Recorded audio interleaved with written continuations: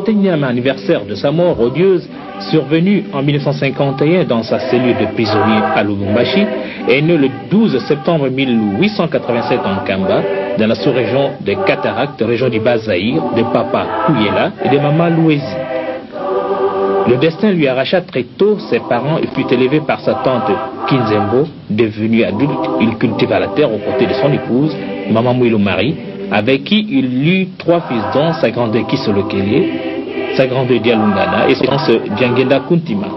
Kimbangu fit 4 ans d'études primaires à la mission baptiste BMS de Gombe-Lutete à moins de 10 km d'Nkamba où il fut baptisé en 1915. Chrétien modèle, les missionnaires protestants n'hésiteront pas à le nommer catéchiste dans son village. Vers les années 1918, Christ lui apparut et lui chargea d'une mission de plus grande, celle de paître son troupeau.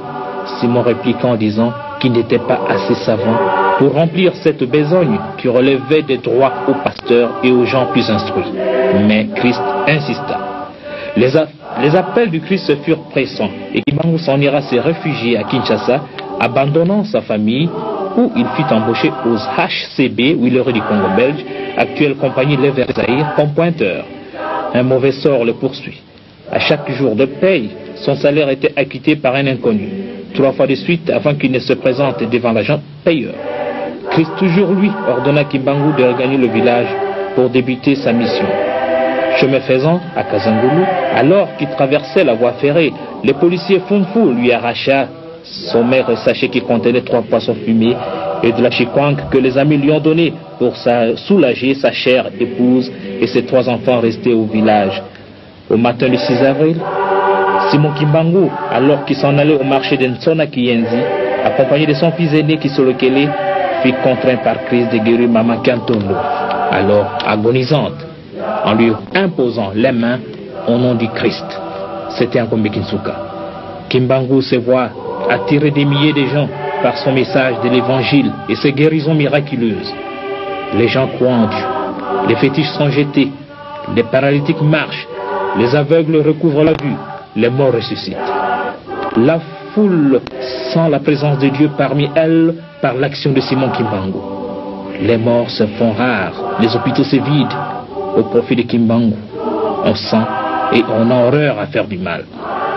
Ceci se passe au vu même des missionnaires et de l'administrateur Morel qui est descendu en Kamba le 11 mai 1921 pour mener l'enquête. C'est suite aux plaintes des missionnaires qui l'accuseront froidement d'incitation à la révolte et des xénophobes. Le 6 juin 1921, l'administrateur Morel descend en Kamba pour l'arrêter. Mais comme le moment n'était pas là, Simon disparaîtra miraculeusement des chaînes et s'en ira instruire les siens en Banzansanda à quelques heures de marche d'Nkamba.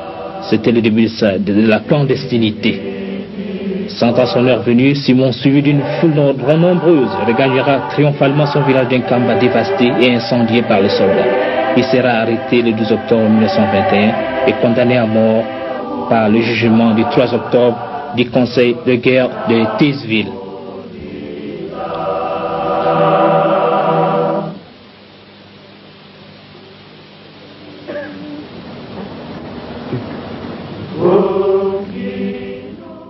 Bon, Tata Kumbona.